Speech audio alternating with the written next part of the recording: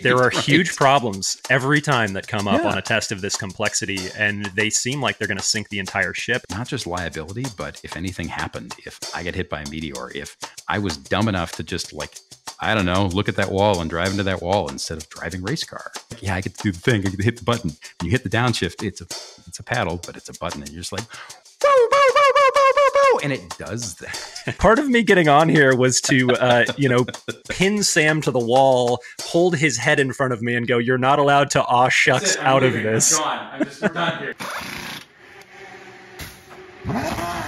Okay, welcome to It's Not the Car. This is a podcast about driving and racing and people stories. I'm Sam Smith. I'm a journalist and I've held more racing licenses than I can remember, but that doesn't mean I've been any good at it. But today, it's just me, plus two people who are not Ross and Jeff. We don't have Ross and Jeff today. They couldn't make it, so we decided to do something a little different.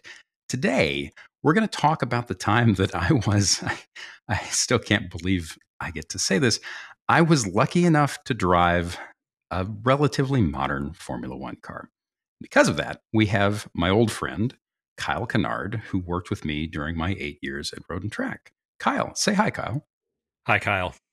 That's the greatest, oldest bit in the world. I love it. We also have our producer, Mike Perlman, who is usually silent in our equivalent of the producer booth. We don't have a producer booth because this is a podcast. But I wanted to get his perspective on this. And also, Mike is great. So Mike is here. Say hi, Mike. Hello. I do, in fact, exist. He's a figment of my imagination, just like all of you and the rest of the world.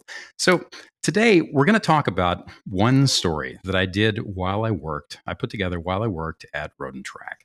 And this is an example of how things come together at car magazines on the best of all possible days. But it's also an example of how in a job where a lot of bonkers things happen almost every day. You're traveling the world. You're basically assembling the dream list of stories you want to tell. You're meeting heroes.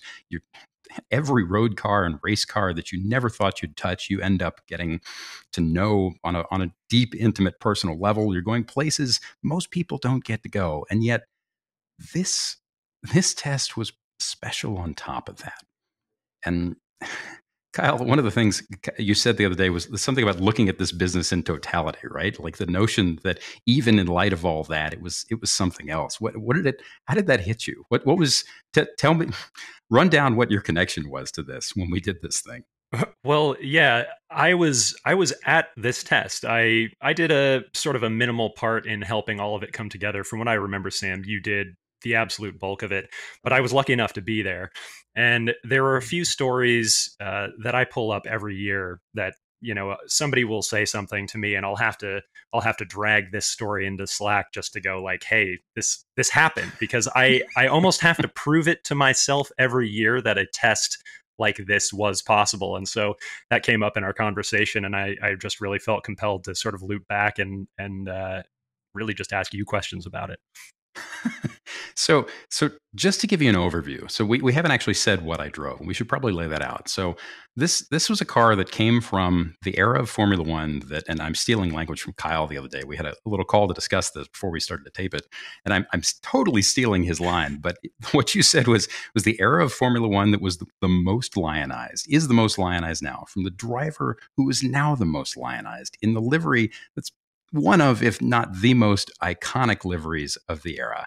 And all of it just adds up to something other than just another car. So the car was a 2007 McLaren MP4-22. It weighed around 1,300 pounds, and it had a 2.4-liter Mercedes V8 that produced 810 horsepower at 19,000 RPM. This came about during Formula One's engine development freeze, so it was essentially a carryover engine. It was connected to a 7-speed semi-automatic transaxle with a clutch paddle, with 2 shift paddles, carbon case, ran on groove tires. The tub was a mix of carbon and aluminum honeycombs composite. And this was chassis number 6. So it was around 12 years old when we tested it. It was privately owned. It's one of the few carbon McLaren F1 cars in private hands at the time. And it was built for the 2007 season and primarily built for Fernando Alonso. Their drivers that year were Alonso and Hamilton, who famously didn't get along. But this car in particular won. Kyle, you may remember this. Correct me if I'm wrong. It was at least Monaco, the European Grand Prix, and the Italian Grand Prix. Spa. I think it was Spa. I think Spa. But that year, basically Alonso and Hamilton tied in the driver's title, right behind Kimi Räikkönen, who ended up winning it. But if you guys don't mind, we kind of need to give a little bit of background on how these things work, right? So I'm curious because Mike, you both grew up reading car magazines, but also didn't grow up reading car magazines.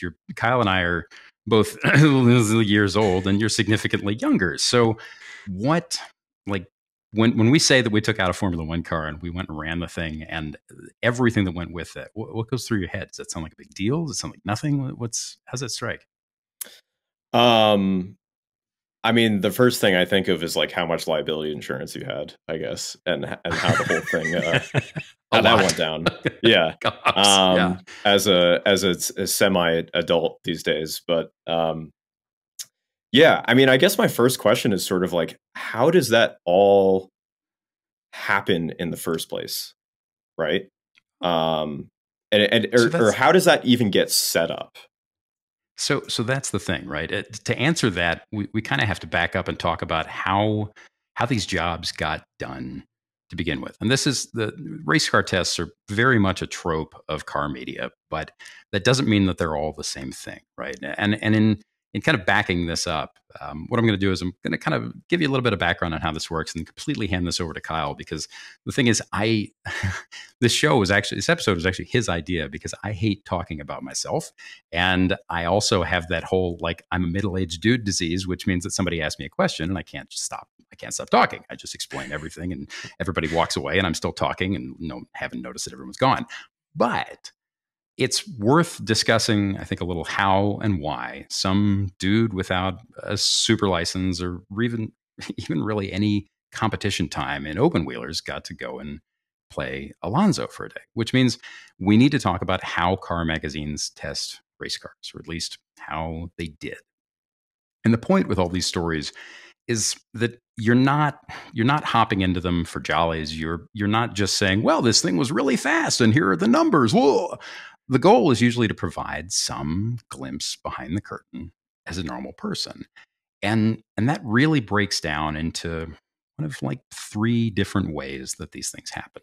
First way is that, there's this standard sort of experience that a lot of people in the business get access to. And this almost doesn't really count. This is where there's a manufacturer event somewhere. Journalists and media people are invited in. They've rented a racetrack.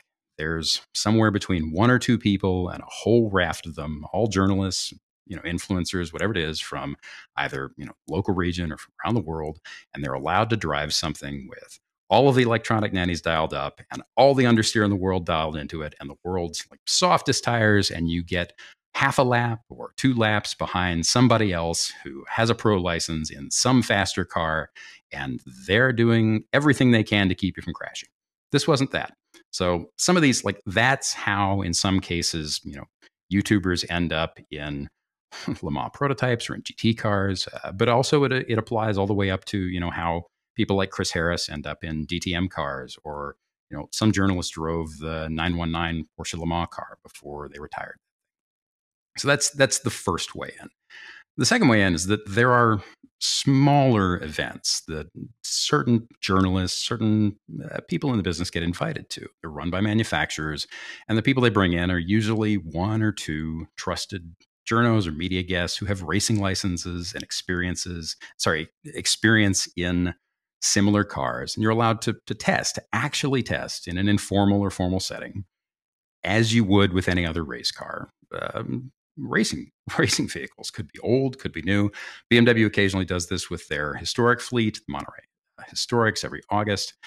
Not every August, but they occasionally bring cars. That's how I ended up in a 1970s 3.0 CSL that had some IMSA background in it. how I got into Mazda used to do something similar. It's how I got into a 787 Group C car, or there was an IMSA GTP car that came about through that. Like, those experiences tend to be rare, but that's usually the phone rings and somebody calls you and you go, yes, of course. And then you sit and try and think of a way to talk about that rationally. And the third one, what's up? Kyle's got some. What do you got, Kyle? Well, I was thinking actually the way to get into that third example, which is going to be this example, is just to ask you, because there's usually with the sort of home run stories like these ones that don't come together via invitation from a manufacturer, they usually start with just a moment, an epiphany, a cattle prod in your brainstem that says, like, I can swing for the fences, and maybe the door is cracked open just enough that I might be able to do this thing. And so, by way of explaining this third scenario, I'm curious, do you remember the moment you went, I think I could get into an F1 car?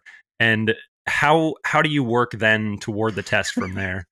So that third column, that third chunk of the third way of doing this is, there are as many ways of doing this as there are humans on the planet, but it usually comes about because you know somebody who owns something and there's a conversation, they trust you, you trust them, and balls start rolling. And that's usually just a relationship, and it's something you've managed for years, right?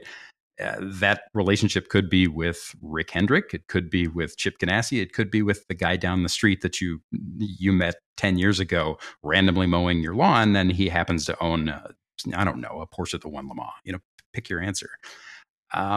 This one came about because the owner, who we won't name, but who is just a lovely guy. He and his father have a long history of buying, owning, exercising, preserving the history of really, really important Formula One and Formula One, IndyCar, sports cars, prototypes, and they really, really care about the stories. We had done a couple of stories with him, and it came up that he was looking into acquiring. This was right after Zach Brown had ended up at McLaren, and it came up that he was looking into acquiring a fairly significant car from them. And they, at the time, they had not released a lot of their modern F1 iron into the wild, because they had a long-standing policy of just keeping stuff.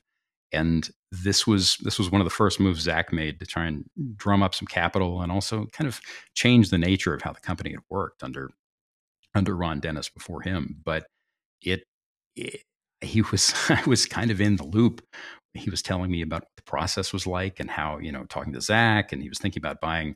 There were other things involved. At one point, he had been talking about buying one of the active suspension Williams cars from the 90s, and landed on this, and this ended up being the best fit. And at one point, it was just like, well, would you be interested in doing something with the magazine? And the answer is, I sat there and I gibbered into, I was either email or phone. I think I might have drooled on the table. And then you sit down and you try and figure out a way to make it make sense from a story standpoint, right? Because it's always what you can say, what the point of doing it is. It's never to just get in the car and just have a wee time, right? Yeah, and I think the other thing too is you have to have all of the logistics come together.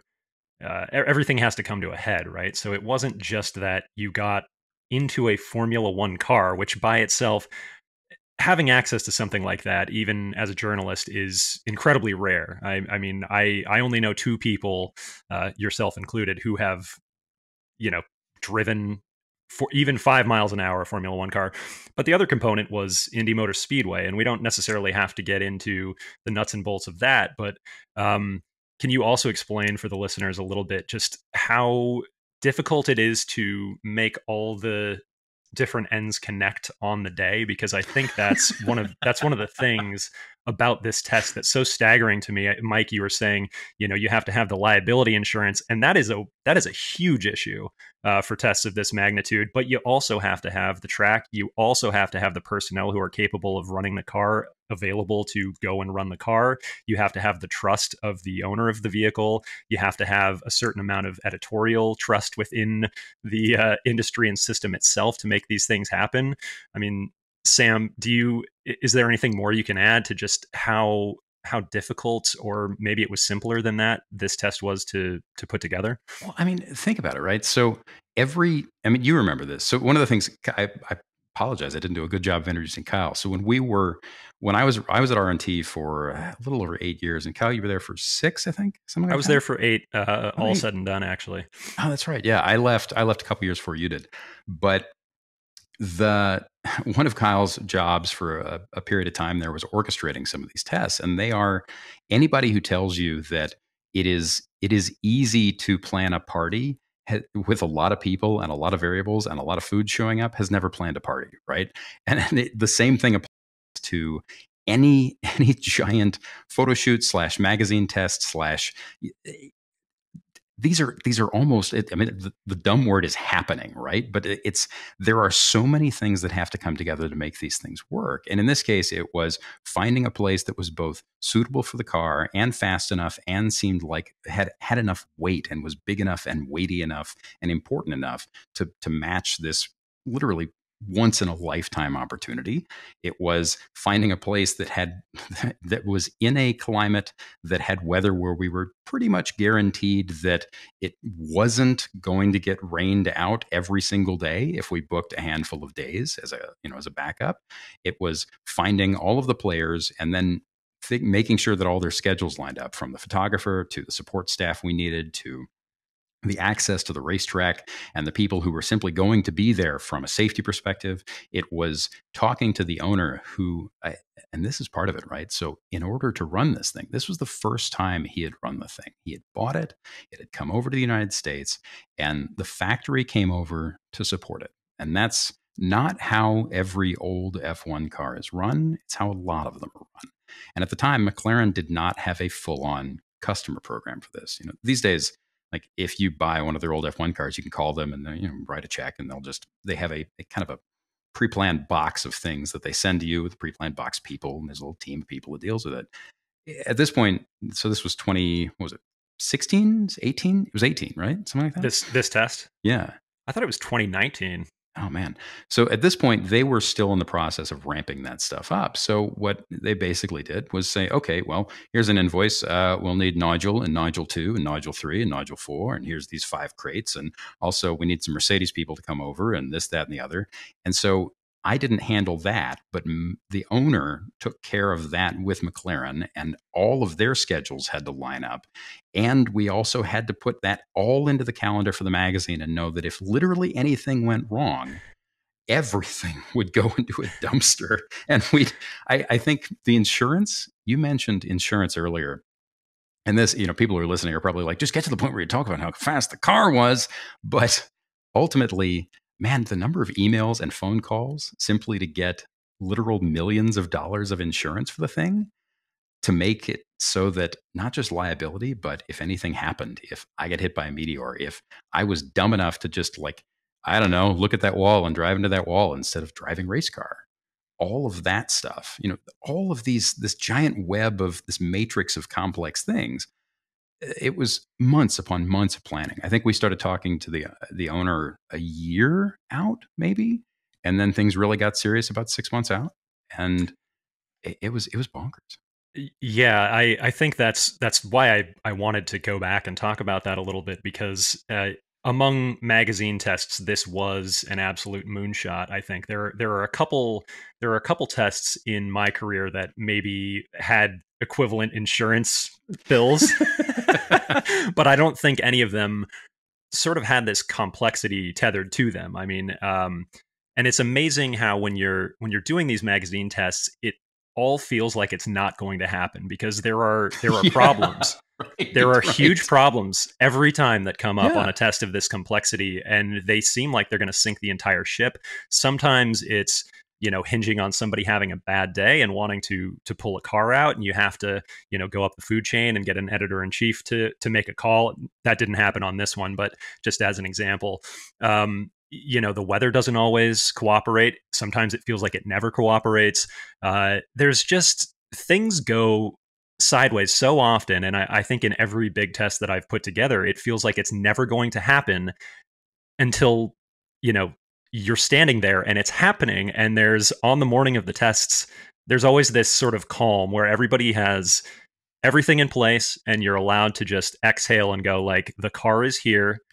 We're in this grand stadium of racing. The staff are firing it up, and away we go. And then you get new problems that crop up over the course of the day. But go ahead. No, I was going to say, we didn't actually make this clear. It's so difficult to make it, the number of times I've gone and talked about this either on podcasts as a guest or in interviews. You'll have to forgive us if you're listening, because it's so difficult to zoom this down. Because if you're in any way geeky about anything in this sphere of influence, there's 1,000 things. I could sit here and talk for the next hour about what I learned about that goofy ass transmission hung on the back of the thing, and how the little man from Mercedes was like, well, I used to, I looked after Lewis for you, and this was that and the other. And then we started talking about engine life, and that was another 40-minute conversation. Like, every last ounce of the thing is a thread that you want to pull. So if the structure of this show is a little across the map, forgive us. But the one thing that I didn't mention to that note is that we did this at Indianapolis Motor Speedway. We booked the place solo. We had the entire speedway to ourselves for at least, was it 2? It was 2 days. We had a second day, right? My memory's a little fuzzy. We had a weather day baked in. Yeah. And it was just us. It was the road course, which, as you know, Formula One ran on the road course there for several years back in this era. It was different. The configuration was different. Corners were a little different. And it's not the greatest road course in the world, but there is still something about saying, yeah, we booked Indy. We've got Indy today. It's all ours. And we can just, I don't know, wander around and pick flowers and do whatever we want, or run an F1 car. I think there's, just to get into the actual test itself now, people are probably tired of us patting ourselves on the back for just getting the thing together. It's more just the difficulty of it is remarkable, right? Because it's really one of those things where you watch TV and you're like, oh, that's a half-hour television. Probably took like 40 minutes to film. No, it took like 300 people 2 weeks to put together. Yeah, and I honestly, to put a bow on it, the way insurance policies are working now versus the way they worked even 5 or 6 years ago when this test was put together, I'm not sure that a test like this could be done, period. I believe it's I think the broader, the companies who now own these magazines finally caught on to the fact that there was this much liability. That was one of the last things I did before we left was what was it? It was, oh man, there was a McLaren F1, and we ended up not having, it was a McLaren F1 GTR that had run at Le Mans, and a McLaren Senna, which at the time was their, top of the line active aero hypercar. And we ended up not having to insure it because it was insured by the owner. But I remember having the conversation, and they were like, well, how much is the car worth? And I was like, well, I mean, 15, 20. They're like, 1,000? I went, oh no, million. And they went, because the magazine had a standard rider of up to $1 million. And beyond that, they could either spend an awful lot of money to write a policy specifically for it, or they could simply just go self-insured. And the self-insured thing, I think that's what we ended up with the F1 car. But there was so much to sign and go through and look at. And the long and short of it was with the self-insured thing is, if you do more than $1 million of damage, it comes out of the magazine's budget.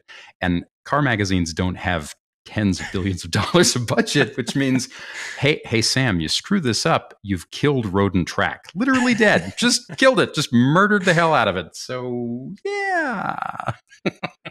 Yes. It is, you are taking gambles on this. Absolutely. But, just getting back to the start of that day, I think, it feels so special in hindsight. And even if you look at if you go and pull up the actual story, you can still read it on roadandtrack.com. And usually, there's sort of this catchy, stupid head and deck treatment that you go with because magazine, you want something like Formula Fun or whatever as the head, just something that's absolutely eye roll. This story is called Driving a Modern Formula One Car. And the lead image is the garage at Indy Motor Speedway with one of the doors going onto the track. And opened up, and then there's just the car sitting there with the sunlight in the background. And there's no need for hyperbole. There's no need to sort of oversell it. I think anybody who's a fan of Formula One has dreamed of driving a Formula One car, has just wondered for their own context what this feels like. What does it sound like? What does it smell like when you're actually there doing it? And so the amount of sort of unfettered access we were able to have to something like this, I don't think will ever be probably replicated again. Maybe I'll eat my words, and Sam will be lining up at Haas next year on the Formula One grid, but but I don't think that's happening. So I just wanted to I wanted to sort of run through the day. We got the car there. There's that big moment of exhale, but then Sam, as you know, there's you get everything finished, and then you have to do this. You were confronted by the job at hand, and there is, with high profile things like this, a little bit of a cocktail of excitement and terror. What do you remember about the morning and sort of this image, just the car sitting there waiting for you at some point in the day to confront all this expectation, all this planning, to drive a Formula One car? I remember walking into that garage. And the thing is, you get there early for these things. You get there at dawn for every single time you run a racetrack and you have a bunch of cars showing up, because it's like anything else. It's not military work, but it's like farming, right? There's only so many hours, and you have to use of daylight. You have to use every one of them. And I remember walking into that same garage and that's it, the pictures, the lead shot on the story is exactly what it looked like. I remember walking into it and seeing that giant beam of golden light, golden Midwestern Indiana light coming through the door on the car. And the thing we forget, F1 cars are massive now, and they're still small, but compared to the way they are literal feet longer than they were for decades. Now they are large, then they were small, and they are several inches wider. And I remember walking up to it in the garage and looking at it and just being shocked by how small and kind of ephemeral and gossamer it was. And Kyle, man, all that went through my head was, I'm not qualified to be here. They're going to find me and they're going to kick me out. Because it's, I've club raced since college. I've held more racing licenses than I can remember. And I've tested a bunch of stuff. And, some of it was remarkably fast stuff. Like the GTP car made hundreds upon hundreds upon hundreds of horsepower and, 7 or 8 or 9,000 pounds of downforce, like massive, massive stuff. And that I got into, and after a couple laps, you're like, okay, I can see the light at the end of the tunnel. I may not get there, but I can see it. And this was different because you just know that there's only so much you're going to be able to do. And Ross called me he was very kindly called me a semi-pro a couple of episodes ago, but I'm not a pro. I know just enough to get that car around a racetrack and to get the tires warm and to get it to a speed where the aero's working. And beyond that, I got 2 stints and 8 laps. And I knew that from the beginning of the day. And I knew the owner was going to run it. And I just remember sitting there thinking, I don't even begin to know how I got here. It was, you've been in these situations, right? It's just it's so deeply surreal. I can't even, I don't know what to say about it. Yeah. I think on a long enough timeline in this job, you get to have a few of those occasionally, but this one to me, and the reason I, mentioned this to you in text that I wanted to come on and grill you about this was because it's even beyond that sort of rarity that most anybody in the seats which we occupy has ever grasped. It's a truly bananas experience that you got to have, and I'm incredibly jealous, but I'm also not sure I have the competency or the sack to have done that. And that's not a compliment you have to try and squiggle out of as usual. You're too modest. this is a sidebar here that I have to mention on the air. You ass. But the three co-hosts of this podcast are the most modest people on this planet, and I can barely take it. So part of me getting on here was to pin Sam to the wall, hold his head in front of me, and go, "You're not allowed to aw shucks out of this." We're done here, Kyle. We're done. You violated my trust. Because if you ask Ross what he does, he's like, "Oh, I scoop gutter water out of here and feed it to crows or something." Yeah, it's always like totally unrelated. Like Ross literally wrote the book on driving well. He wrote the Bible. And if you ask him about it, you would expect it from him because he's Canadian. But Sam and Jeff, you're supposed to have a little bit of American pride here. I mean, the difference is both of those guys have actually done things, and I've just been in the room while people did things. But yeah, it's so funny because Ross will be like, "Yeah, I am a bear of very little brain," and then spend 20 minutes saying stuff that I'll take 3 days trying to process because it was about 3,000 miles over my head. But yeah, I mean, okay, so to put this in perspective, I remember when I was in college, or maybe a couple of years after, Top Gear, Richard Hammond, back in the Hammond-Clarkson-May days, Richard Hammond was given, I don't know how many laps, he was given test time in a contemporary Renault, and it might have even been an Alonso Renault. It was one of the Briatore era cars, the blue and yellow, kind of flashy. One he didn't end up in a ball fire in. Right. But he was given test time in the thing, and I remember there were like the clip, the little video, the film that they made of him in the car was a montage of him losing his mind, spinning the car, losing his mind, back in the paddock, trying to get it started, and by that I mean like it was already running because, of course, it's a Formula car. They stick a starter up its rump, it fires. It's more like defeating the anti-stall to get it rolling because Formula One cars have this thing called anti-stall. There's a hand clutch and there's a throttle that's attached to an engine that has about 3 grams of rotating mass, and you put a gnat's weight on the throttle and it goes woo! And your job is to sit there and balance that hand clutch that has very little, almost no feel, with the throttle, with not giving it too much, and lighting it up and, putting the thing in a wall or in the side of the garage, but also not giving it too little, at which point it will say no, and the software will shut the whole thing down. And in order to not damage the clutch, the engine, the transaxle, it'll just go, the dash will blink at you and it'll go woo, woo, woo, woo, and then it'll go back to idle. And you get a handful of times to try this before, because again, this is a Formula One car. They don't have fans. They have a lot of heat exchangers and coolers, but they're not designed to sit there and idle for long.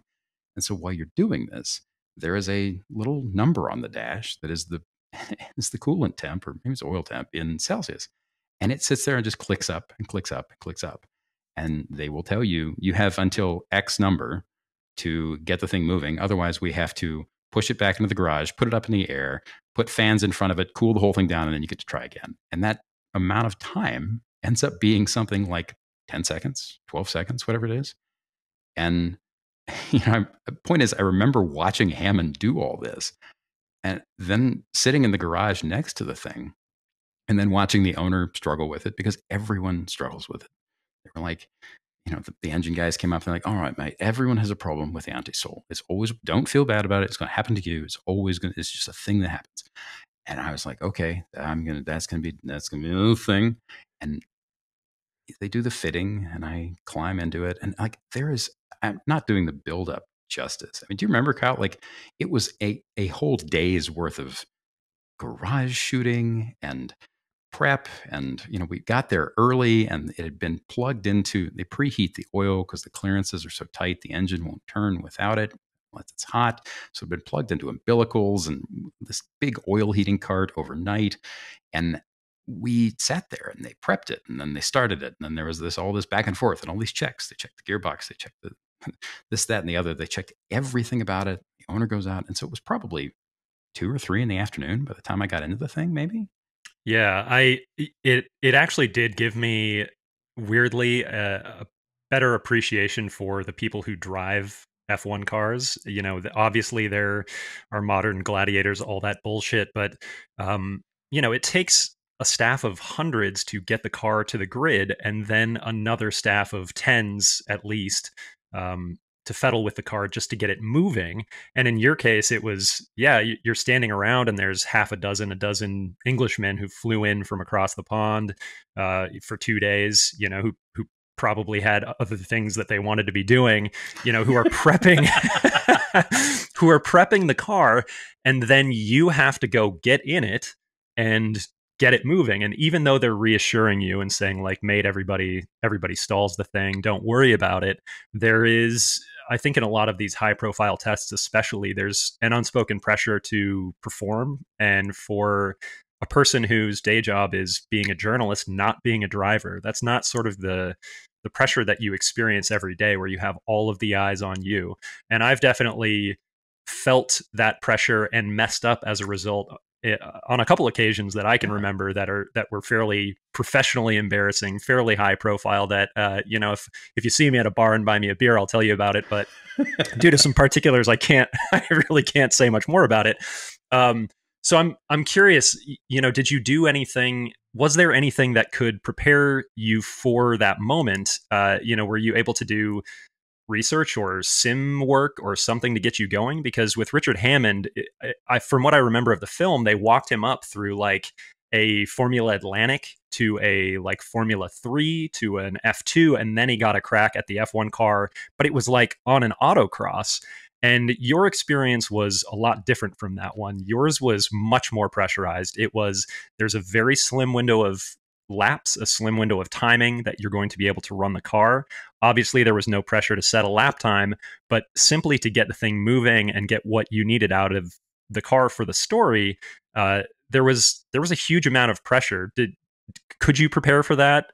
And how did you experience that once you were actually there? I mean, again, so I had never. The funny thing is, it's in a straight line. The car is not that fast. You and I have both driven. The industry has produced multiple hypercars, even some supercars that pull harder below 100 miles an hour, and even pull harder above 100, and possibly even above 150. So that, you look at the numbers before you go out, and you're like, all right, well, I've driven pretty much every hypercar, supercar in current production. I've driven, GTP cars and Group C cars and massively, massively powerful stuff. So that's not going to be that's not going to be a shock. I don't know anything about the rest of it. I've driven I had tested a handful of open wheel cars, nothing modern, nothing newer than 1980s, I guess, 1970s. Nothing with significant downforce beyond like, there's a tiny wing up front and a tiny wing in back, and oh hey, it does a thing, but the body isn't doing anything. All of that stuff was just the knowledge that you going into it, knowing that there is nothing you can do to reclock your head for that, and that even if you've been in really, really quick things, that there's no barometer for it. And that, I mean, to put this in perspective, the owner sent me setup sheets and data books before I got there, and reading through these things and then reading through period coverage. This is a car that produces 4G under braking, near that, if not more, in some fast corners. Forgive me if you've heard this anecdote before, but there's a video on YouTube from about 20 years ago of Alonso in some piazza in Spain or Portugal, wherever it is, surrounded by like giggling teenage girls, or whatever it was, and they're all like, they're basically saying in Spanish, do the thing, and he's like, no, and they finally get him to do the thing, and it turns out the thing is to put a walnut in the crook of his neck, between his collarbone and his neck muscles, and just flex his neck and crack the walnut, because his neck muscles were that developed, because that's what you need to hold up your head in a 4-5G corner, whatever it is. And because that's how much downforce and how much lateral grip these things produce. And so all I kept thinking was, well, I don't know what that's like. I have zero frame of reference for it. That Mazda GTP car, I remember going through, we tested that at Laguna. I remember going through Rainy, through turn 9, and after 3 or 4 laps, you kind of get an idea of what the thing could do, and you're slowly working up to where the limit of the front tires are, where the limit of back tires are. And I remember the first time I got somewhat close to the limit of the car, I could barely hold it. I have very spindly arms, Kyle. You know this. I'm a twig man. I couldn't hold it accurately. It was making enough lateral grip, and it did not have power steering. I couldn't hold it accurately on line beyond more than about a foot and a half left and right, which is not what you want to do in a 200-mile-an-hour GTP prototype. So, like, thinking about that was just, I mean, it was this, it's one of those experiences where you start thinking about everything that might help. And it turns out, no, it's just going to build a wall of kind of anxiety and weirdness and stress. So then you learn a bunch and you're like, okay, I have to put that away. And it was the same thing. And man, you mentioned being watched under pressure.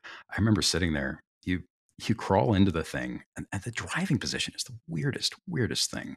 Even if you've been in open wheelers, all of which seat you funny, right? There isn't an open wheel car on the planet that you don't climb into and go, well, this is a little odd.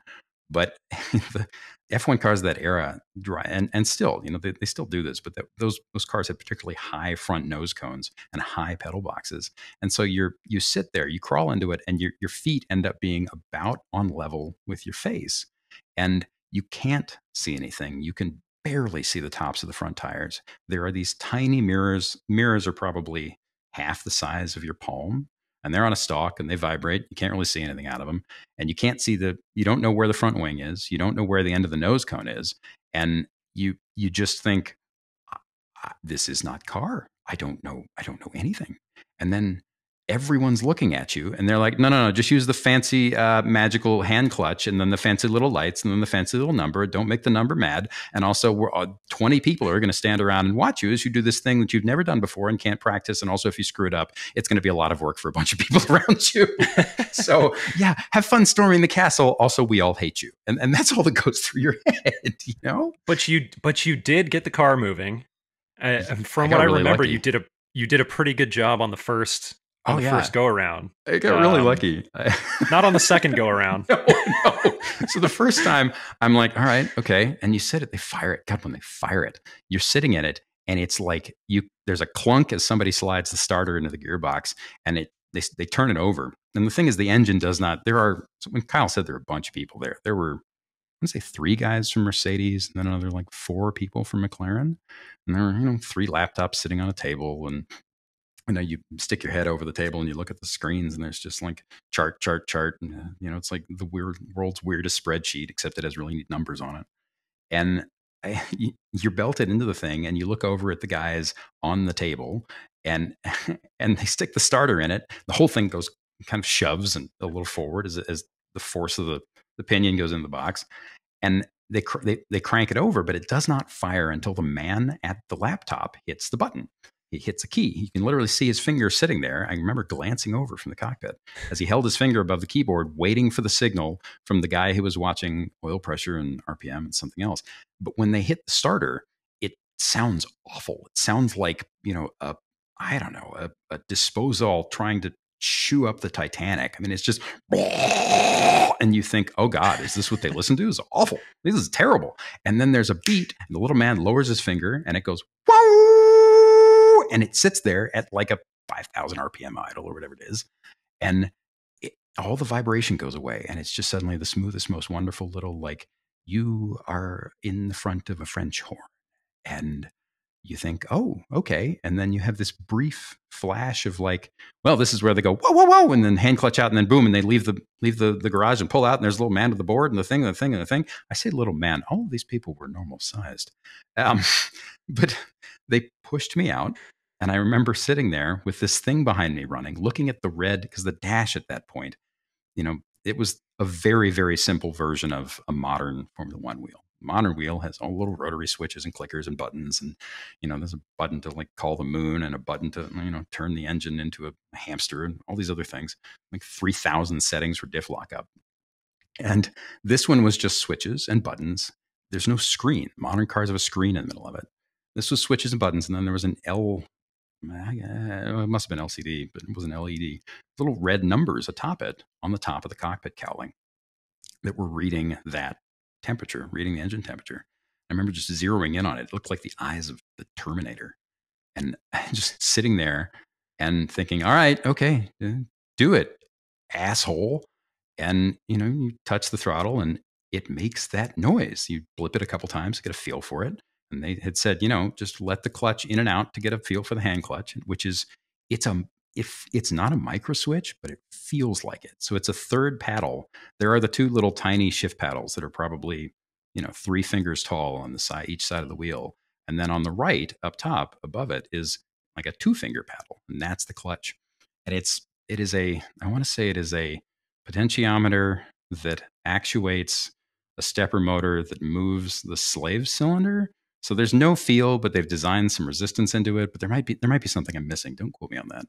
And so I get a feel for it, and you kind of put your foot on the throttle, and it goes whoop, whoop, whoop, and engine feels made of air, and it revs like thought.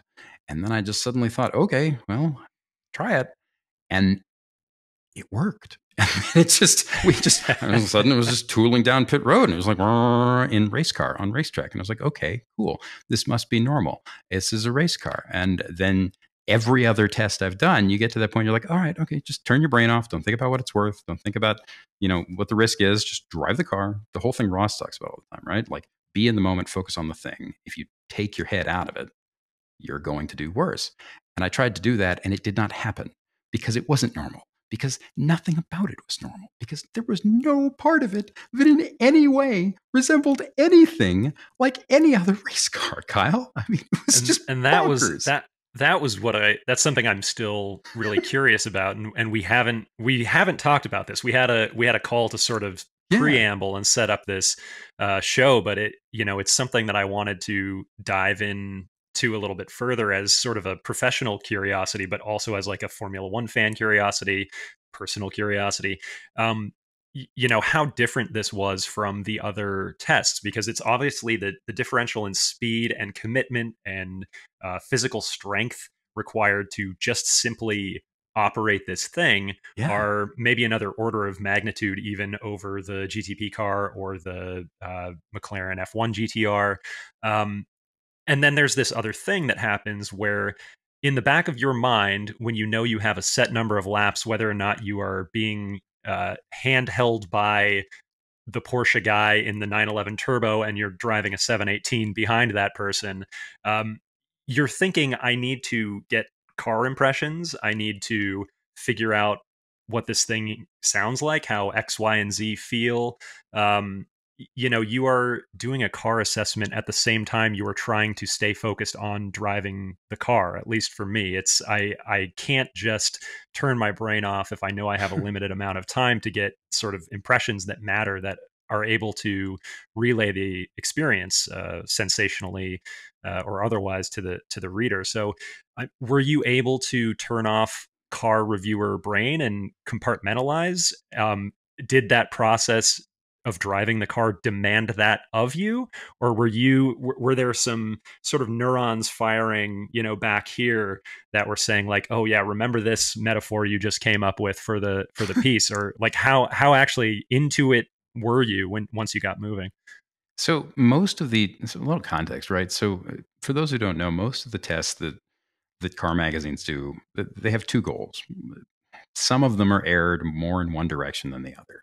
And the first goal is usually something like, all right, go find out how fast it is, run the thing at close enough to its limits that you can see what it's capable of, and then what it feels like at that level. Because the big thing about the difference between a race car and a road car is not to oversimplify the difference, but the general difference is that road cars work very slowly and they work very quickly. And it doesn't matter how you drive them, they will continue to work and be linear and not do anything terrible and nasty to you. Whereas race cars, you have to drive them you have to get tires up to temp, you have to work them, you have to work the engine at a certain level. Like if you do not load the thing in a proper way and keep it at proper temperature, and this is everything on the planet, from a Formula V to a Spec E30 to Alonso's F1 car. You don't load the thing in the proper way, in the way at which it was designed to be loaded, it will not tell you how it behaves, and it will not be capable of doing what it's designed to do in as efficient and consistent a manner as possible, right? it's like, I don't know. I mean, you don't walk into McDonald's and say, give me a Big Mac and then apply it to your shoulder, right? And then say, this tastes awful, right? Like there is just a way the thing has to work. And every other one of those, every other test I did, you know, you could get into it and turn on race car brain and just like start thinking like a driver, which, you know, I'm a relatively competent amateur with a lot of experience in a lot of random things.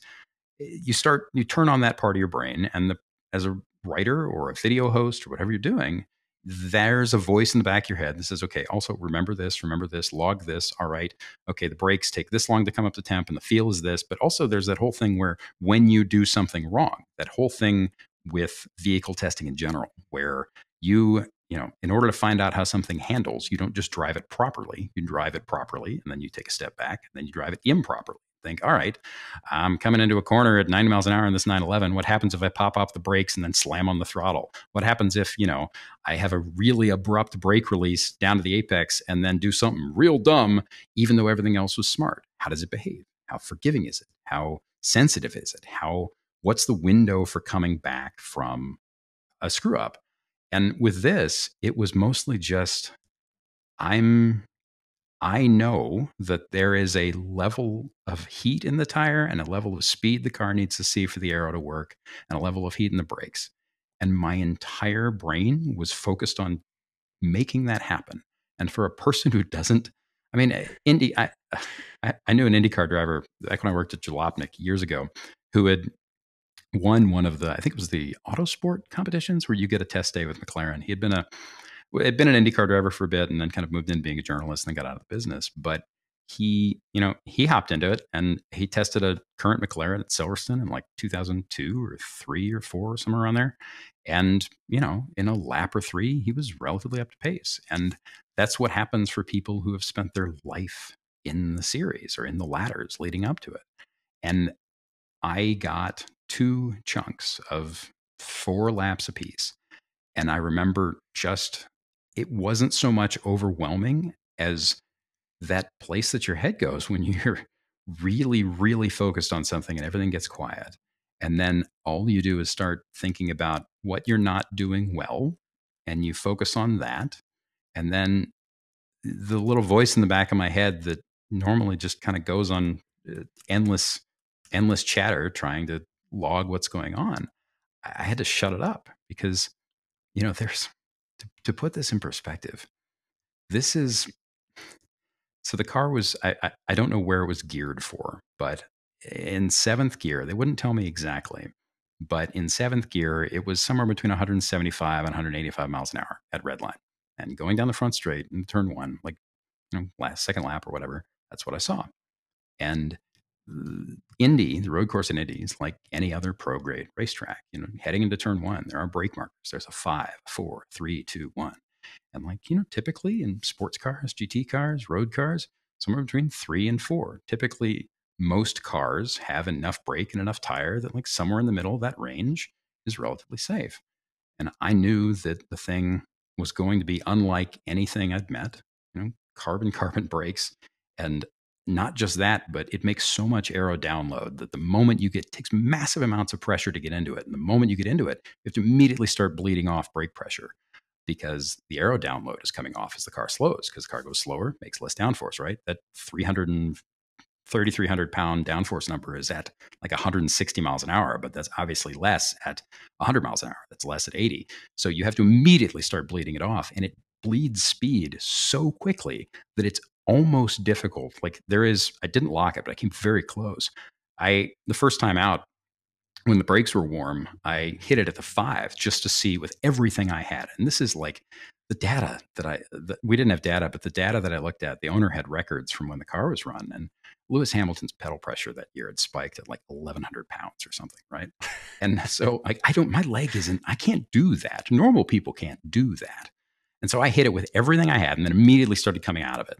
And from 7th gear, and it's cool because you're just like, yeah, I get to do the thing. I get to hit the button. And you hit the downshift. It's a paddle, but it's a button. And you're just like, whoa, whoa, whoa, whoa, whoa, whoa, whoa. And it does that. And it's doing that behind your ear. And you're just like, I'm a giant dork.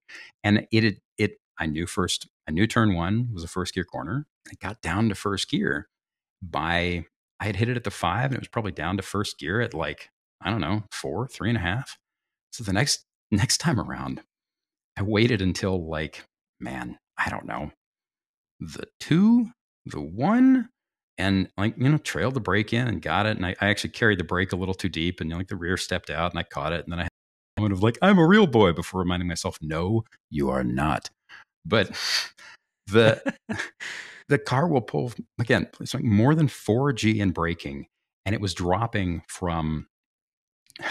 I eventually got to the point, and the owner had told me the same thing. He had come in earlier that day, said he was braking at the 85 marker, and I was like, "Wait, what's the 85?" Because just like 80, if the 1 is 100 at 8, like just past the 1, and I'm like, "Okay, how did it go?" And he was like, "Oh, it was.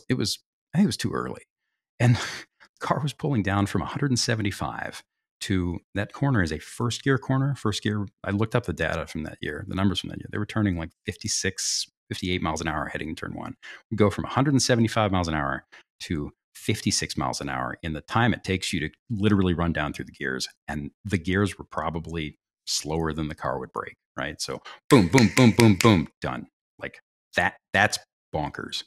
And it did not, it was that one piece of information. Extrapolate that out. The entire experience was that. And it just didn't, every single time something happened, I'd sit there for a second and just try and compute it, and couldn't, because there's nothing like it. Did you enjoy it? Yes. And also no. And also yes. And also no. Well, it was, I asked the question because there, with the pressure and the focus, there's not always a moment where you get to go like, holy cow, this is really happening. And sometimes if you do that and take a step out of your focus, then that's when it goes wrong. But among all of the tests that I've been fortunate enough to watch and be a part of, this one, there was an amplification of the specialness. And I don't know if you probably got to see this and hear this when the owner was running, but it was Indy Motor Speedway, and there was a single Formula One car driving around the track. And so, regardless of whether or not you were experiencing any personal satisfaction or joy, it was such a cool thing just to watch, because if you think about the sort of context of that event happening, it's only, when is a Formula One car running by itself? There's tire tests, ahead of the season that Pirelli now runs, where they'll have test drivers for whoever, McLaren, whatever manufacturer wants to buy in. There's the very limited amount of test miles that each team gets to run, and then otherwise, it's cars mixed together on track, usually running different speeds, trying to accomplish different things. But this was such a intensely focused exercise. And as such, it was intensely special. I remember standing, up at the top of the grandstands there on one side and listening to the car, streak through at $170, and then going inside the infield and listening to the car from the tower. And it was just one of the most special things I've ever seen, one of the most special things I've ever heard. And so I was always curious because, having experienced that row from the outside, so undiluted by crowd noise, by, the Dopplering and kind of competing sounds from other cars, I wondered how much you actually got to enjoy it, because for me, man, good time. I mean, yeah. So the owner ran it. He had a couple, I think he had 2 installs early in the morning. And so you and I, excuse me, you and I were there, and, for something like this, all of the staff, as many people as can break away from the office, will show up, and then friends will come in, and, friends of the owner will come in, because again, like, in a job where everything is bonkers, this was still a level of rarity on top of that. And I remember when the owner was running, Travis Akulski, who would later be editor-in-chief, and at the time was running the digital arm of Road and Track. We ended up walking up to the top of the pagoda, because the cool thing is, when you rent Indianapolis Motor Speedway, you have the whole place to yourself. You could go, I mean, you can go take a nap in the stands if you want. And we walked up there and, we took the elevator and then went outside on the, for those who don't know, the Pagoda Indy looks like a little kind of multi-layered cake. And each level has, it's like boxes that get smaller and smaller as you go up, boxes of building. And each level has a balcony that runs in a ring around the inner box. And we went all the way up the top, took the little elevator and got outside as the owner was running it. And he went out there and two things hit me. One, just what you said, right? The fact that Formula One cars had not run there. And at this point, like, they've run vintage races at the Speedway, but it is not the same thing. It's a lovely experience and it's rad that people get to do it, but it is not the same thing as seeing an entire pack of those cars or even just one of them solo. And we're standing there and the owner's running around in the car doing a very commendable job. And we both Travis and I just looked at each other at one point with this, like, how is this happening? Look on our faces. And it just kept echoing. And the crazy thing about Indy is that, when the stands aren't full, every ounce of the place turns into a megaphone. It is loud when it is filled with people, and it is louder with a hat on when there's no one there, because you hear the noise and then you hear the noise echo off turn 1 and then 4 and then 2, and then it bounces back and forth. And then you swear that you're hearing it echo off downtown Indy, and then you turn and you're standing at the top of the pagoda and you can see downtown Indy, and you look down and the car is the size of a Matchbox car. And I remember turning to him, I looked at him at one point and went, it sounds like 1/30th of an F1 field. I've never heard that solo. Never. Because you don't hear it on its own. And, now the cars sound like, they used to sound like vacuum cleaners after the loud engines went away in the early days of the turbo hybrid stuff. Now they sound like kind of angry vacuum cleaners. But if you did not live through, hear, experience, or even mainly go see a race before they got rid of the high RPM, naturally aspirated engines, it was cavitating. Your whole body was filled with noise. I remember the first GP at COTA, the first Circuit of the Americas US Grand Prix they ran. It was the first time I had seen them in person. And it was deafening and painful with my fingers in my ears. And this was that noise, solo and musical. And it was like somebody running scales on like this massive mutated French horn thing. That whole 1/30th comment, I made that to Travis, and he turned to me and he goes, well, it is 1/30th of an F1 grid. And the way he said it was just like, what? It was just all. So there is, and it hits on what's so magical about the sport is that, the more context you get for how the cars work and what's required to operate them and race them and to have that 200-mile-an-hour chess match, what's required to do that physically and mentally, and the entire might and momentum of the organization behind you and the 30 other cars in the grid, however many it is, all of it's boggling. And to see that on that day and to have that in kind of a little snow globe was just this deeply humbling, romantic, wonderful reminder why it matters. And you were saying, so we had another car there. The owner had another Formula One car that if we had time, the plan was originally to do a shoot, maybe a test with it. Didn't happen. It was much older. We ended up, there was one of the fire system of the thing hadn't been set to safety, accidentally got triggered. And you ended up having to go around town and refill the bottle, the fire bottle for it. Like, what was it like when you left? This was one of those things I wanted to, just have a brief aside, because it underscores so many aspects of this test that I think may have otherwise gone underappreciated. I'm not saying that because of my effort, but it really gave me a new appreciation for Indy as a place, Formula One, for magazine tests in general. But yeah, this halon fire suppression bottle went off in the second car, which meant that unless that was replaced, this fire suppressant gas was replaced in the bottle that it was supposed to be in.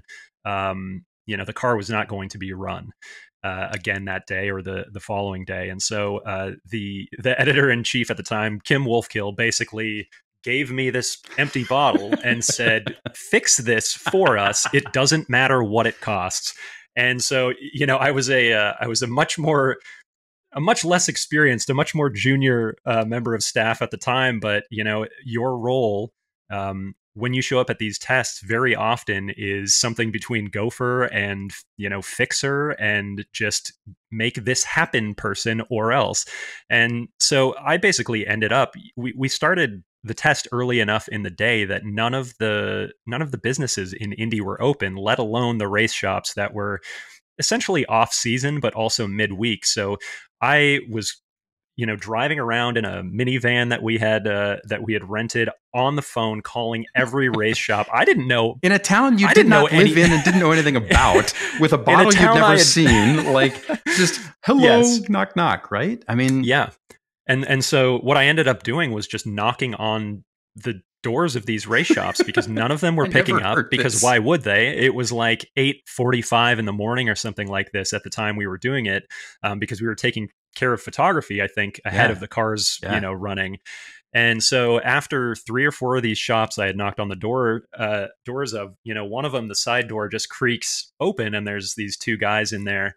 And by this time, the first car, the McLaren, had started testing. And so I ended up working out a deal with the guys. They would recharge the fire suppressant bottle, but they said, just to underscore how crazy this was, you have to be licensed to even have these types of gases on your premises, and it's incredibly expensive. You have to be, I think there's at least a state licensing program, if not a federal licensing program for some of these gases, because they're so harmful to the environment once they're actually expelled from the bottle. Yeah. So basically they said, I don't know if we should be doing this, but for $1,100, we will charge your bottle. And I had never whipped out my corporate credit card faster. And that was one of those, it was one of those like magazine making things that was like on top of the insurance policy, on top of everything else crazy that had happened that day. We ended up getting the bottle recharged. But I think the cool thing was that, the car was running that at that point in the morning, and, it's cool in the morning. So sound is traveling much further than it does even later in the day. And you could hear, Sam, the sound of a Formula One car Dopplering off of the buildings in downtown Indy. What? I was probably downtown? I was probably 4 or 5 miles away from the track by the time I found the bottle place, and you could hear the car, and everybody's ears were perked up. I ended up stopping at a gas station, and I will never forget this. Like, I think I just had this like smell on me that people knew that I was involved. That's just you. You just smell in general. But go on. It was race gas or like Drakkar Noir from the British mechanics or something. But everybody was asking me like, what's going on at the Speedway? What's happening over there? Like people in Indy, they know. They have a sense. They can hear, and they're interested. They know when something really special is happening over there, and it really gave me a sense of appreciation for the place. That like, one, we were able to, if this had happened at Laguna, I don't think there was a chance in hell that we would have been able to find a race shop that would have got that bottle recharged. It was like Indy was the only town in America, I think, where this was possible, and the interest and the excitement from people who could only hear the car was staggering, and that sort of underscores how special the test was, that people who had no stake in the game were just so excited about it. Well, it's perfect too, because you're at some ungodly hour going around town trying to find a place to fill up this bottle, and you can just walk up to the door and knock and be like, "You hear that over there? You see this? Please help, sir. Please put 2 and 2 together and give me this gas so I can go about my day and actually make the thing that you hear 5 miles away continue to happen." Yeah. Because I'm hearing you tell this story, and that's like where my head is going, I guess. And that's one of those things about Indy, right? Like you don't, Sam has many personalities in his head, and they all come out at once. I grew up about 90 minutes south, and in Kentucky, and I remember the first time I went there, not really being that into it. In high school, we went up to visit my dad and I went up to visit the museum at the track. There's a museum in the kind of a smack in the middle of the track, right as you roll into the main gate. It was this mid-century kind of stone bank-looking building that the George family built to, house Indy 500 winners and history and all these other things. And I remember going there, and at the time I loved race cars, history, and stories, and all these other things. My dad and I went, and as we got out of the car, somebody fired something up in the pits. And Indy is big enough and it's low enough that you can be, you roll into that main museum under the short chute between turn one and turn two. Underneath, there's a tunnel that goes underneath the track, comes back up. But it's big enough that, everything sounds both right next to you and very, very far away. And somebody, as we rolled in, right as I got out of the car, fired up something. It was the late 90s, and it was open wheel and looked like an Indy car. So it was a champ car of some flavor. And I couldn't see it. I just remember hearing an echo. And then whoever it was started doing single car laps. And the place is so large that it's so flat, standing in the parking lot of that museum, I could only get, you get little glimpses of it through the trees. It's like in old war movies where you see like a P-51 like going halfway down a valley, and you're like, oh, there it is, there it is, there it is, there it is. And it was just little blips and glimpses. And then it hit me that we were in the place that did the thing. And you suddenly just have this, it's like a wash of history just hits you. And it happens to everybody who goes there at some point. If you've read 500 words on it or 50,000, you get some sense of just the inertia and the potency attached to it, and how long we've been doing this thing in this place in this way. And you forget that like the rest of the town is aware of that. Speedway, the town of Speedway, Indiana is, they're little literal houses like 100 yards from the racetrack. Everyone knows that the town's biggest jewel, its Hope Diamond, is that place. And it just added to the weight of being there with that thing. It was bonkers. I mean, do you remember? We should start wrapping this up. But again, we could do this all week. But do you remember when we went out to do this? This will give you just a little bit, give anybody listening a perspective on how the car works. Do you remember when we went out to do the photo shoot with Dave, with a photographer? Yes. Toward the end. So every car magazine shoot, there are three types of shots, right? There's static posers, where somewhere on the racetrack or in the garage, or, I don't know, you roll the thing onto a city park, whatever it is, road car, street car, whatever it is. There are posed shots where everybody lights the thing, and the wheels are turned a certain way. And there's a lot of thought about what the thing should look like. And then there are kind of dynamic rollers, or, just off the cuff shots taken when the test is happening. It might be moving, might be static, whatever they are. And then there's what we call car to car, and what the Brits call tracking shots, where there's a car with a photographer in it, usually a minivan with a gate open or doors open, or somebody hanging out of a sunroof, or, the movie industry uses what they call black arms or Russian arms, where there's a giant kind of gantry mounted on top of a high performance car, a high performance SUV that has a camera hung from it that chases the car being shot. And at car magazines, there was a chase car or a minivan. And in this case, the problem with the F1 car, with an F1 car of that vintage, of that era, which means really any modern F1 car, is that if it goes below a certain pace, if you're not working the engine enough, if you're not moving the car enough to keep enough air moving through the side pods and the heat exchangers, through the radiators, it will decide that things are bad and you have overheated it by a degree, 2 degrees, and it shuts down, it goes into limp. So both for the health of the thing and to keep it from, I don't know, not doing the thing it needed to do. We talked to the engineers who were there, and we talked to McLaren people, and they're like, well, okay, I mean, realistically, like, we shouldn't do it at all, but if you need to do it, you could probably get like 3/4 of a lap at, I don't know, what road car do you have? And we had brought a Corvette, mainly just to have something fast enough. Because the other hitch with the Speedway is that they have a contract with General Motors. You can't have a vehicle on the track that is not a purpose-built race car, that is not a GM car. So like, that's why all their support trucks are Chevrolets. That's why, like, the pace car is usually some kind of Camaro or Corvette, blah, blah, blah, right? So we had brought a Corvette. We had just a press Corvette that we had checked out from the media fleet. And it had, I don't know, wasn't the big motor hoop-de-doo. Had like Z51 suspension back on it. It was a convertible so that photographer could sit on the back deck and be, chained and strapped into a buckle into the seatbelt. But he was tied to the thing. He was on the back deck hanging off it. And the shooter that day was a lovely guy who's all of our friend, is a guy named Dave Burnett. Who's, if you're on Instagram, he's under the handle Puppy Knuckles. He is remarkable. He's one of the best guys in the business. But in order to make this happen, we hung Dave off the back of the Corvette, and the owner got in the McLaren, and the owner went out and did laps. And the plan ended up being we would do a half a lap, maybe a little more. And then when the owner started to see the temp number click up into not the danger zone, but like kind of starting to flirt with it, he'd have to go off and then run fast enough to cool it down and then come back. So we did like a series of lapped passes. And it was always like, okay, we have the next 3 corners to shoot it. And when you're doing that, you're thinking, okay, like in a normal magazine photo shoot, that's 30 miles an hour, 40 miles an hour.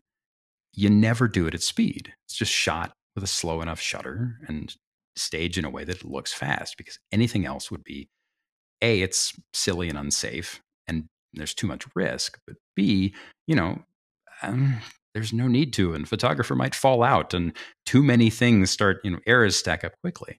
Except in this case, we had to run at the slowest speed the thing would run for half a lap without starting to get hot. And that happened to be absolutely damn near as fast as that Corvette would go. And so I'm in the thing. That's what I was going to say is, think about 2 or 3 seasons ago when Aston had the DBX as the pace car and the medical car for Formula One. Yeah. And remember, all of the drivers were complaining that the fastest SUV on the planet was too slow to get around the track for them. And even in the, I think Mercedes had the pace car not that long ago. I want to say it was like 5 or 10 years ago, and they had one of the AMG GTCs or something like that. And even that was, they were complaining that the person who was driving it was parking it in the curves. And so it was, again, underscoring the specialness of the day. You literally could not have taken those photos with a minivan, which is the standard. You had to have Dave with, in full Death Wish mode hanging out of the back of the Corvette. And that's again, one of those special weird magazine / car journo writer, whatever you want to call us, moments where you're sitting there and you're watching. There goes Dave hanging off the ass end of a Corvette. Convertible. Sam's out there driving, and then there's a Formula One car in tow, and you just have to marvel at the moment, at the specific set of circumstances that allowed something like that to happen. And then at the end of the day, you obviously get the photos, but what I remember from all of these things are those moments that you only get to see when you're behind the scenes. And that was, that's why I wanted to just rehash this with you. Basically, it was such an incredibly special day, even if you were just me, even if you were just going to go, refill a bottle and make sure the catering was taken care of and make sure that, everybody had their piece of cake at the end of the day or whatever. It was just an impossible combination from every angle, and you got to sit front and center there and really just soak in the rarest sliver of car driving probably on offer on the planet. It was just so remarkable. To put that in perspective, because I just realized we didn't actually give context on how quick the Corvette had to go, right? So this is a car that generates, even in like Z51 trim and the tires at that point, it was a 7th gen Corvette, so front engine rear wheel drive. They probably turn like a little over a G on a skid pad. In order to hold the pace, basically the owner went out there and set the pace in the car, and in order to hang with it. So Dave is in a full body harness. Like it looks like he's about to go skydiving, plugged into the seatbelts. And in order to hang with a Formula One car, just to stay in, a car width off of it, at it running around it as absolute slow as it would go without boiling itself to bits. Washing the front on exit, like stepping the back out on exit, like washing the front on entry, stepping the back out on exit. Like the car was constantly moving and sliding and bucking. And just all I kept thinking was, if Dave falls off and he dies, I'm just going to crash it and die myself. Like, there's no way out of this. It's driving the absolute hell out of the thing. And we got out of it, and Dave looked at me, and Dave, who was deeply unflappable, neither one of us were wearing helmets. He was strapped in. I was strapped in. Corvette convertible with nothing else on it. He got out of it. And usually Dave would get out of like some weird, silly ass. We drove to the Arctic Circle once with no doors in a Jeep. And he was like, yeah, okay, it's a Tuesday. But he got out of this thing. He unbuckled and he looked at me, and he immediately, like, his hand was twitching a little lit a cigarette. And he was like, yeah, that was a thing, man. I was just like, yes, Dave. Yes, it was. But yeah, it's a, I don't know. Thank you for taking the time with us. It's a lot of fun to go back and revisit that stuff. There's deep privilege and fortune in it. I mean, it's that engine lasts 300 miles, and then they rebuilt it, and it costs as much as a Midwestern house. What is that? How does that work? But yeah, I would, again, just encourage everybody to head over to Road and Track, my former employer and Sam's former employer, to go check the article out. It's one of those things where there's a lot more detail about the car, I think, and especially the starting procedure and all of these little things we didn't even get to cover. Again, like you said earlier, I could have probably talked about this for 3 or 4 hours because there's so much to unravel. But yeah, I appreciate you guys having me on. I love the podcast so much. Oh, Can't wait for pretty much every episode. So hopefully, we can get me out of here and get the real Chiefs back in here soon enough. Well, on that note, that's our show. Once again, we'd like to thank Kyle Kennard for being here. Ross and Jeff will be back next week. But Kyle, is there anything you'd like to promote or tell the folks about before we go? Yeah, I'm working at a new place here with former Road and Track editor-in-chief Travis Okolski and a few other great editors and writers. We're at motor1.com, so if you guys wanted to swing by there, we've got a great staff. We're doing, I think, exceptional work at this point, trying to build our audience up and keep executing stories like this, with similar ambitions. So yeah, head over to Motor1 if you don't mind. Right on. Well, one more thing. We didn't do this episode to promote my book, because that's not why this show exists. We did it to talk about a rad thing that's rad and is worth sharing, but I'd be remiss if I didn't mention the book a little, primarily because this story is in it. It's got the Road and Track piece in it. If you have a subscription to roadandtrack.com, you should go read the stories Kyle mentioned. I'm no longer on staff of the magazine. Kyle isn't anymore either, but they're all friends and great people, and they do great work. My book is called Smithology, Thoughts, Travels, Semi-Plausible Car Writings, 2003 to 2023. I can't say the name without it sounding like a question for some reason. It's available on Amazon in print and as an ebook. And now it's time to read us out. Mike, do you have anything else to add? I'm so sorry. We kind of talked your ear off, but anything else before we go? In the great words of Ross Bentley, have fun. Right. So It's Not the Car is produced by a group of people who have day jobs but love doing this anyway. The one and only Mike Perlman is our executive producer, and he's never gone racing or done a track day behind the wheel, but we're going to fix that soon because life is too short and we're a long time dead. I'm the show's creator. For more on bonus content, perks, and future live events, you can subscribe to our free newsfeed at patreon.com/notthecar. I say this every time, but that option is the little 3 dots on the upper right side of your screen. If you like this episode and you'd like to support what we do here, check out that same Patreon link and click Become a Member. If you're enjoying the show, please leave a review and share it with anyone you know who might like it. Your recommendations really do matter, and I say this so much, but they really do help us keep It's Not the Car on the air. Kyle, Mike, thanks for being here. And everyone else, as always, thank you for listening.